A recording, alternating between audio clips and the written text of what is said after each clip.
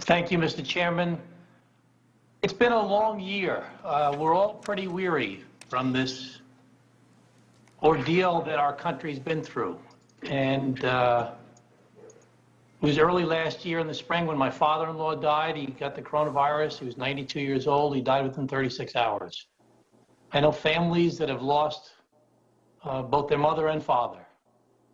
We all know people that have gotten sick and died, and people that have lost their jobs.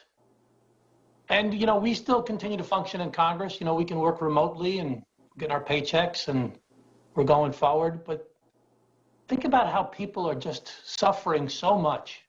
People that want to go to work and can't go to work because their restaurant is no longer open, or their catering hall that they worked at no longer does the business it used to, or they work in some live entertainment venue or some hospitality industry and they just can't make it. This plan being presented by the President and the great work by you, Mr. Chairman, and our committee and the other committees is to look at this in a comprehensive way, because we recognize that the recovery, as so many economists have said, has been a K-shaped recovery. Some people, they're going up, up, up. They're doing great. Wall Street's doing great. Online retail is doing fantastic. Certain businesses in healthcare doing very well. Other businesses are just wiped out. They're on the bottom part of the K. They can't make it.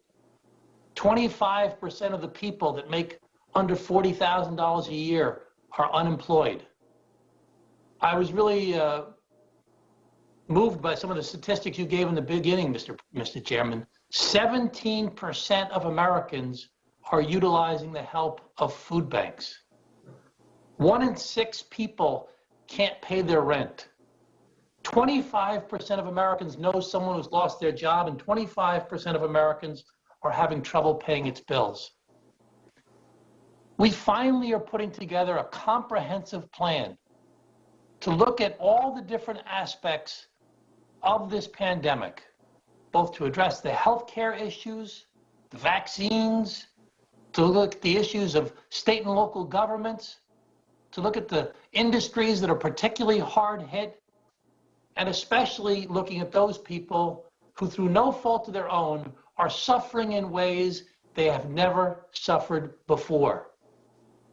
When I heard our colleague Danny Davis talk about the idea of it's 11 degrees in his state right now, and people can't pay for their heat because they lost their job.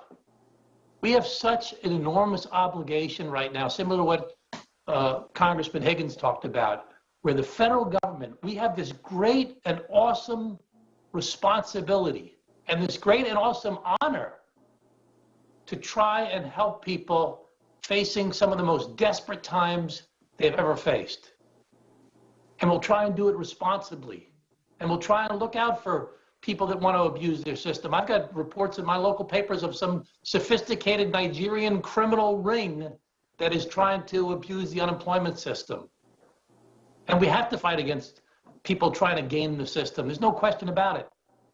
But we can't lose sight of those people that every day are freezing or going hungry or suffering in ways they've never suffered before through no fault of their own. Let's work together. Let's move forward. Let's move our country forward. Let's beat this pandemic, and let's try and get back to enjoying our lives again. But in the meanwhile, let's help each other. Thank you, Mr. Chairman, and I yield back.